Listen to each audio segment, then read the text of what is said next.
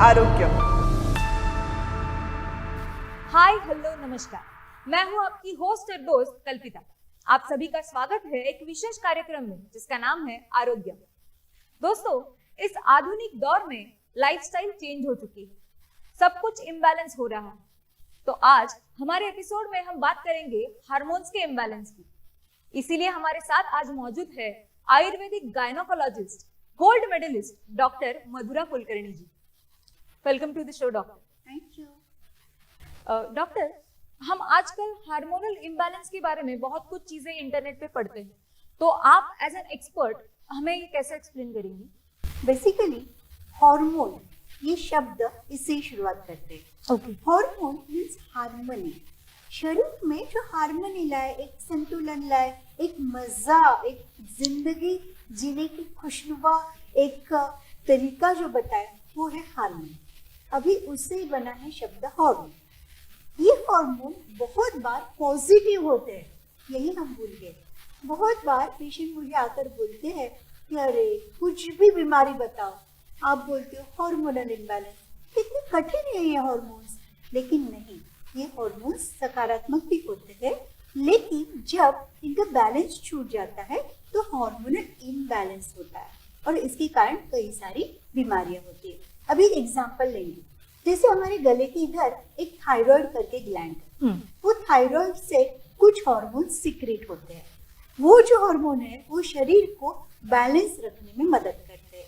अगर उसमें कुछ गड़बड़ी हो गई, अगर वो ज्यादा सीक्रेट हो गए तो आदमी पतला हो जाता है, कम सीक्रेट हो गए तो आदमी मोटा हो जाता है। इसका मतलब जो जहाँ जैसे चाहिए उसमें कुछ अगर विषमता आ जाए तो मोटापा और जो पतलापन है वो आ गया। इसका ही मतलब हर एक ऐसे शरीर में जो एंडोक्राइन ग्लैंड्स मींस अंदर से अंदर झरने वाली ग्रंथियां, जैसे झरने कैसे आते हैं, बरसात होती है एकदम झरने बहने लग जाते, वो अंदर रहते ही है और एकदम से बरसात के पानी से वो बाहर आ जाते। तो उसी तरह अपने शरीर में ऐसे कई सारी एंडोक्राइन ग्लैंड्स है, इसका मतलब अंतःस्रावी ग्रंथियां है कि वो झड़ती रहती है और उसके जो सिक्रीशंस है वो कम या ज्यादा हो गए तो हार्मोनल इम्बैलेंस हो जाता है और शरीर में कई सारी बीमारियां दिखने लग जाती है। अगर मुझे हार्मोनल इम्बैलेंस हो जाए तो मेरी जिंदगी में क्या क्या बदलाव आ सकते हैं? आयुर्वेद ऐसे कहता है जिंदगी के 3 कंपोनेंट्स रहते हैं, 3 घटक रहते हैं, एक शरीर, एक मन और अपना चैतन्य। शरीर में जो स्फूर्ति ऊर्जा है वो, तो शरीर में बदलाव आते हैं, उसमें कभी मोटापा, कभी पतलापन, कभी बीमारियां, कभी अपनी जो प्रतिकार क्षमता है वो कम हो जाना, ऐसी कई सारी चीजें घटती है। फिर जो मन है वो मन भी उदास रहना, बेचैन रहना, कुछ अच्छा ना लगना, जो हम बोलते हैं ना फील गुड फैक्टर, अच्छा लगना, वो अच्छा नहीं लगना, भावनात्मक असंतुलन। हार्मोन असंतुलन हो गया, उसका रिफ्लेक्शन भावनाओं पर भी होता है, कभी एकदम से गुस्सा आना तो कभी एकदम से खिन्न हो जाना। इस तरह कई सारे लक्षणों का हमें निर्माण होते दिखता है मन में। और फिर जो चैतन्य है, स्फूर्ति है, ऊर्जा है, उसमें सबसे जबरदस्त तकलीफ ये होती है कि कुछ भी काम करने का उत्साह नहीं रहता। इसलिए मैं हमेशा मेरे पेशेंट को बोलती हूँ, सुबह उठकर अगर आपको ऐसे लगता है कि वाह कितनी सुंदर ये दिन है, कितनी सुंदर सुबह है और मुझे अपने काम पर जाना है, इसका जो एक उत्साह होता है, ये लक्षण है आपका स्वस्थ होने का लक्षण, ये लक्षण है आपका हार्मोन्स बैलेंस होने का लक्षण। स्वस्थ क्या है? स्व मीन्स खुद में, स्थ मीन्स क्या है? स्थिर, स्टेबल। जो जहाँ स्थिर है, अपना काम अच्छे से कर रहा है, वो है हार्मोनल बैलेंस। और इसमें अस्वस्थ मीन्स जो बैलेंस नहीं है तो हो गया कई सारी बीमारियों का कारण। तो अगर हार्मोनल इम्बैलेंस है और उसमें अगर कई बार मैंने सुना है कि चिड़चिड़ापन बढ़ जाता है, तो मुझे ये कैसे पता चलेगा कि मेरा चिड़चिड़ापन मेरे हार्मोन के इम्बैलेंस होने की वजह से हो रहा है? अभी देखो, ये बहुत ही महत्वपूर्ण बात कल्पिता आपने कही। मेरे पास ना पेशेंट आते हैं, विशेषतः स्त्रियों में कैसे रहता है, जैसे बोलते हैं कि आजकल हम देख रहे हैं बम्बई में भी कि एक सीजन अलग है, बरसात है, कभी ठंड है, अलग अलग सीजन, एक ही टाइम पीरियड में कई सारे सीजन का अनुभव आना। उसी तरह एक ही महीने में स्त्रियों को अलग अलग सीजन का अनुभव आता है। कभी ये हार्मोन स्ट्रांग है तो ये अपनी मानसिकता है, कभी वो हार्मोन स्ट्रांग है तो वो अपनी मानसिकता है। तो एक ही महीने में 3 तरह की मानसिकता तैयार हो सकती है। तो मेरे पास पेशेंट आते हैं और बोलते हैं कुछ नहीं, वो मेरा प्री मेंस्ट्रुअल है ना, पीएमएस चल रहा है ना, इसलिए मुझे गुस्सा आता है, इसके लिए मेरा चिड़चिड़ापन है। मीन्स लेबल लगा देते हैं हार्मोनल इम्बैलेंस का। तो ये लेबल कतई अच्छा नहीं है। आप ऐसा लेबल नहीं लगा सकते, क्योंकि कभी कभी अपना खून कम होना, कमजोरी होना, खाना ठीक से हजम नहीं होना, इन सारी चीजों के कारण भी चिड़चिड़ापन आ सकता है। जरूरी नहीं कि आपको हार्मोनल इम्बैलेंस ही हो गया है। तो इसके लिए इसमें जो ड्रॉ द लाइन है बहुत फेंड है। तो कभी भी ध्यान रखना चाहिए कि ओवर डायग्नोज नहीं करना चाहिए, समझ लेना चाहिए कि क्यों ऐसे होता है। और सिंपल सा चीज ये भी है, कोई पित्त प्रकृति की स्त्री होगी, एक कॉन्स्टिट्यूशन रहता है आयुर्वेद के अनुसार, तो उसको अगर खाना समय पर नहीं मिला तो भी चिड़चिड़ापन आ जाता है। तो जरूरी नहीं कि ये सिर्फ बीमारी की वजह से, ये अपनी प्रकृति भी हो सकती है। तो ध्यान रहना है, अगर चिड़चिड़ापन आ रहा है तो आप खुद डॉक्टर को सलाह से, डॉक्टर को बात करके उनसे समझ लो कि क्या गड़बड़ी है। आप अपने आप को लेबल मत करो कि हार्मोनल इम्बैलेंस है।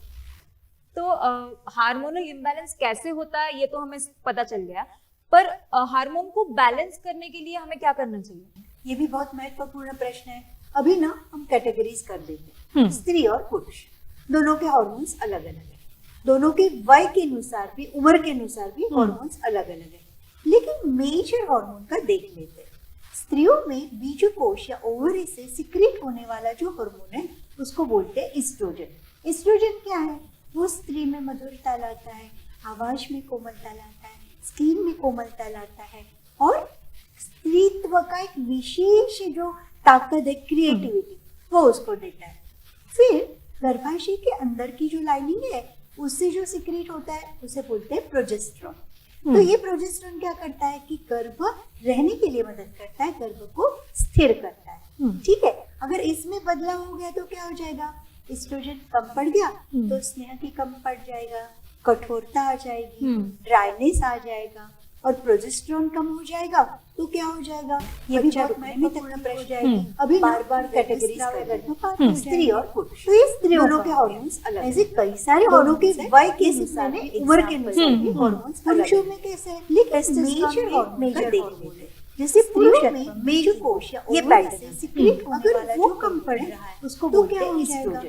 एस्ट्रोजन आ जाएगी, उदासी आ जाएगी, मधुरता लाता है, जो सेक्सुअल परफॉर्मेंस है उसमें कमी कोमलता लाता है, और कई सारी ऐसी बेचैनियां हो जाएगी जिससे ताकत है, क्रिएटिविटी, अपने आयुष्य को, अपने लाइफ को अच्छी तरह से के अंदर की जो लाइनिंग है, इस तरह से जो सीक्रेट होता है हर एक हार्मोन के अनुसार बदलाव है, उसकी जो रिफ्लेक्शंस है रहने के लिए अलग अलग है, गर्भ को स्थिर करता है। ठीक है, अगर इसमें बदलाव हो गया जैसे एक बटरफ्लाई पड़ गया तो कोकून में रहता है, और कितने ट्रांसफॉर्मेशन होकर उसका बटरफ्लाई, और प्रोजेस्टेरॉन कम हो जाएगा तो क्या हो जाएगा?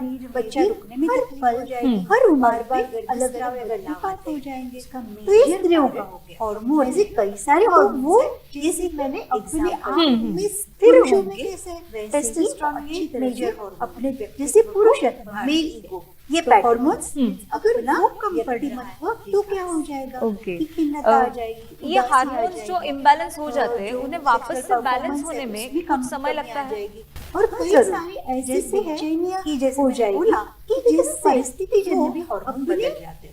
अभी एग्जाम लाइफ आ रही है, बहुत स्ट्रेस हो रहा है, तो इस तरह चेंज हो जाते हैं। हर एक बहुत सारी स्टूडेंट्स बदलाव जिनको उसकी जो एग्जाम के वक्त है पीरियड से अलग अलग तरीके से आते हैं। एक टाइम पर आज उदाहरण में हार्मोनल इम्बैलेंस है, जैसे एक बटरफ्लाई बनता है हार्मोनल इम्बैलेंस, वो कोकून में रहता है और कितने ट्रांसफॉर्मेशन होकर उसका बटरफ्लाई एक हार्मोन प्रोलैक्टिन तरह सीरम प्रोलैक्टिन में भी जो मगज से हर उम्र में अलग अलग है, वो सिक्रीशन में इम्बैलेंस होने के कारण ये तो वो जैसे बदलाव आते हैं, आप अस्थिर होंगे तो पीरियड भी आगे अच्छी तरह से, अगर व्यक्ति में भी दुविधा निर्माण हो तो हार्मोन्स में तो उसको ना व्यक्तिमत्व उसका टेस्ट करना पड़ता है, डायग्नोसिस करना पड़ता है, जड़ तक जाकर डायग्नोसिस करना पड़ता है।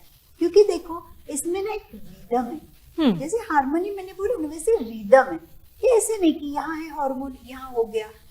तो कैसे है, मगज से हमारा जो है हाइपोथैलेमस, उससे पिट्यूटरी को धक्का मिला, उससे ओवरी को धक्का मिला और फिर एक हार्मोन का जन्म हुआ। तो कहाँ इम्बैलेंस है, क्या है, कितनी डेप्थ तक है, उसमें क्या दूसरी गड़बड़ी भी है, वो जब डॉक्टर निदान करते हैं तो ये बता सकते हैं कि कितना समय लगेगा। टेम्पररी तो करेक्ट हो जाएगा, जो ऊपरी ऊपरी है वो करेक्ट हो जाएगा, लेकिन कुछ कुछ हार्मोनल इम्बैलेंस ठीक होने में थोड़ा समय लगता है, तो हमें पेशेंस रखने की जरूरत है। आपने अभी हार्मोनल टेस्ट के बारे में बात की, तो क्या हार्मोनल टेस्ट करना सही है? हार्मोन्स के टेस्ट थोड़े महंगे भी होते हैं, और उसका एक टाइम पीरियड होता है। जैसे हमें मालूम है कि कोलेस्ट्रॉल का तपास अगर हमें करना है तो 12 घंटे का फास्टिंग रखना है, लेकिन थायराइड हार्मोन का भी अगर तपास हम अलग अलग समय पर करते हैं तो उसका रिपोर्ट अलग अलग आ सकता है। तो ये अपने मन से करने वाली टेस्ट नहीं है। हार्मोन टेस्ट का एक समय रहता है, जैसे स्त्रियों में इनफर्टिलिटी रहती है तो कभी कभी उनके कई सारे LH, FSH ऐसे सारे हार्मोन भी तपास करने पड़ते हैं, तो वो माहवारी के पीरियड के सेकेंड डे करते हैं। तो ये सारी चीजें डॉक्टरों को ही मालूम पड़ेगी, तो हमें खुद से हार्मोन तपास के इसमें नहीं पड़ना है। तो अगर हार्मोनल इम्बैलेंस मुझे हो रहा है तो मुझे मेरे खान पान का क्या ध्यान रखना चाहिए? कभी कभी ना छोटी छोटी बातें छूट जाती हैं। अभी ध्यान रखो, D3 ये भी एक हार्मोन से निगड़ित ही एक न्यूट्रिएंट है। अगर D3 हम कम हो जाता है तो क्या हो जाता है, पेट बढ़ने लग जाता है, चर्बी हो जाती है, उसी तरह उदासी हो जाती है, मन बहुत डिप्रेशन में चला जाता है। तो उसे करेक्ट करने के लिए सूर्य किरणों का ज्यादा से ज्यादा ये करना और विटामिन D युक्त आहार लेना जरूरी रहता है। एब्सॉर्प्शन के लिए ये सारे माइक्रोन्यूट्रिएंट्स जरूरी है जो हमें टाइम टाइम पर लेने चाहिए। तो मैं हमेशा बोलती हूँ सुबह जल्दी उठना चाहिए, उठकर आधा कप गर्म पानी ले लो, उससे बदहजमी नहीं होगी। जब बदहजमी नहीं होगी तो हार्मोन्स भी अपने हार्मोनी में रहने में मदद हो जाएगी। फिर जब समय है, जब भूख लगे तभी खाना खाओ, और भूख नहीं लगे तो खाना नहीं खाओ।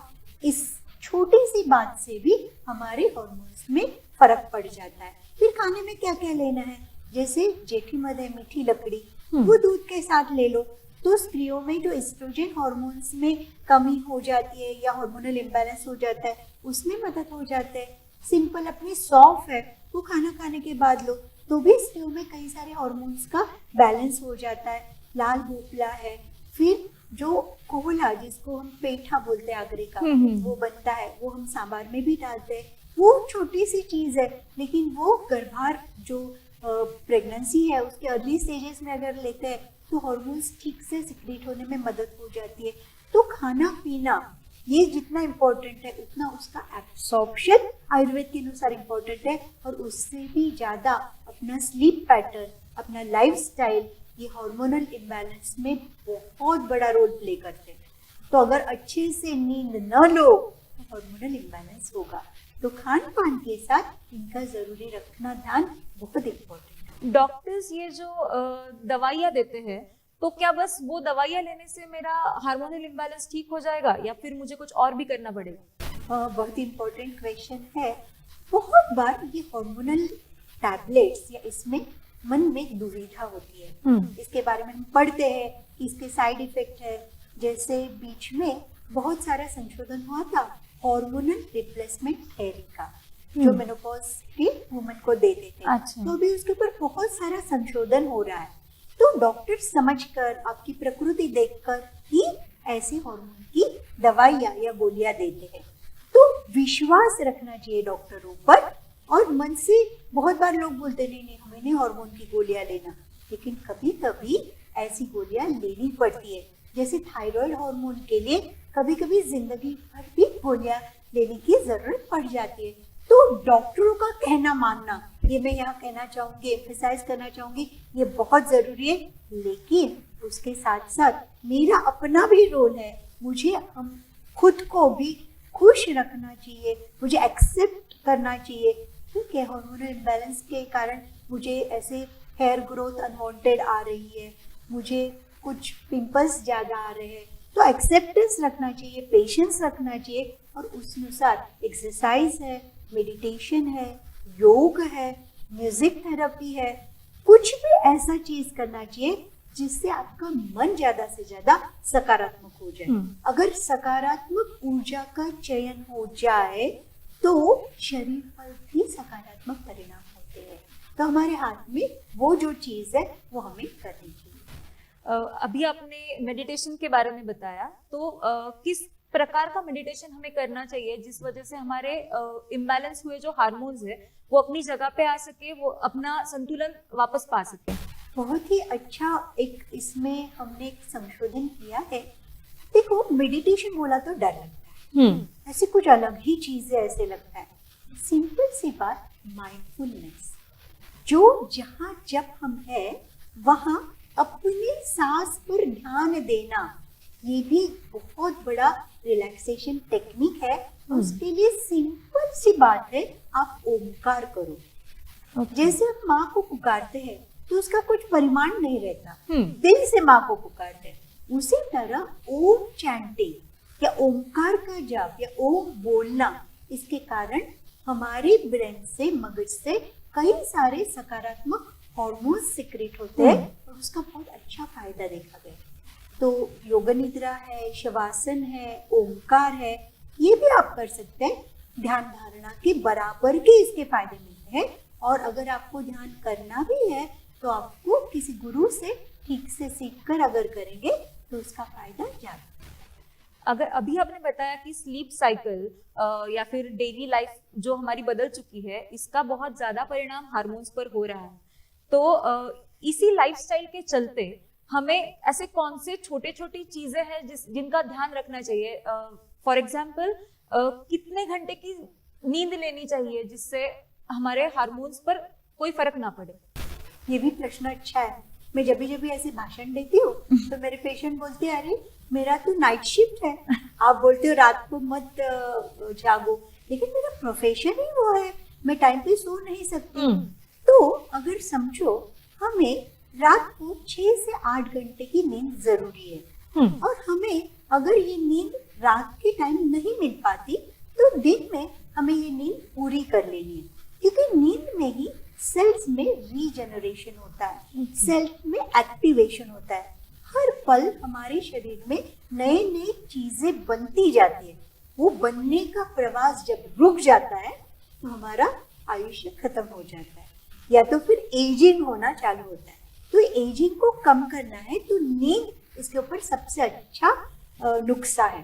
तो क्या करना है, 6 घंटा नींद रात को नहीं ले पाई तो दिन में हमें 3 घंटा नींद पूरी कर लेनी है। रात की जितनी नींद अपनी कम हो जाएगी उसके आधे समय तक की नींद हम दिन में कर सकते हैं, और वो भी खाना खाने के पहले। तो मैं हमेशा बोलती हूँ, नाइट शिफ्ट से आप घर जाओगे तो पहले नींद पूरी कर लो, फिर खाना खाओ, तो डाइजेशन में भी तकलीफ नहीं होती। और नींद जो एकदम पीसफुल नींद होती है उसके कारण एनर्जी लेवल्स बढ़ जाते हैं, हॉर्मोन्स अच्छे अच्छे सिक्रेट होते हैं। पॉजिटिव हॉर्मोन्स की बात करेंगे ना हम, बहुत सारे एक्सरसाइज करने के बाद, खुश होने के बाद पॉजिटिव एंडोर्फिन्स सिक्रेट होते हैं। वो जो पॉजिटिव हॉर्मोन्स है वो हमारे कई सारी बीमारियों को कम कर देते हैं। तो इम्बैलेंस तक पहुंचने ही नहीं देना है। आपने बहुत ही अच्छी और सिंपल बातें बताई, लेकिन फिर भी कुछ जोर देकर आप हमारे दर्शकों को कुछ टिप्स देना चाहेंगी तो दे सकती है। जरूर, 5 टिप्स मैं दूंगी। सबसे पहले, रात को सोते वक्त दोनों नॉस्ट्रिल में तिल का तेल या घी 2-2 ड्रॉप रात को डाल दीजिएगा। इसके कारण नींद की क्वालिटी अच्छी हो जाएगी और स्ट्रेस मैनेजमेंट के लिए भी अच्छा हो जाएगा। तो आपको हार्मोनल इम्बैलेंस कम हो जाएगा। दूसरा महत्वपूर्ण टिप है, बॉडी को अगर ऑयल लगाकर स्नान करे तो बहुत बार ये एंटी एजिंग भी बताया गया है और जो हार्मोनल इम्बैलेंस है वो भी कम करने के लिए यूजफुल है। अगर फुल बॉडी मसाज नहीं कर पाते तो सिर्फ तलुओं को आपको ऑयल रोज के रोज लगाना है।